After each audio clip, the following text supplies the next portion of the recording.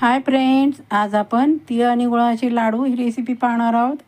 हाताला अजिबात चटका बसणार नाही आणि कमी वेळात होणारी ही लाडूची रेसिपी तुमच्यासाठी आणली आहे. त्यासाठी आपण 1 वाटी देशी तीळ घेतलेत, 1 वाटी गूळ घेतला आहे. सेंद्रिय गुळाचा इथे वापर केला आहे.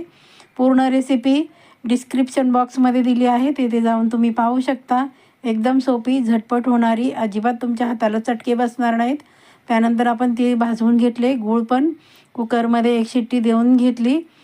सर्व साहित्य आपण भाजून बारीक करून घेतलं. शेंगदाण्याचं कूट, तीळ, त्यामध्ये वेलची पावडर टाकली आहे, थोडंसं चवीपुरतं मीठ टाकलं आहे आणि नंतर आपण 1 चमचा त्यामध्ये तूप टाकलं आहे.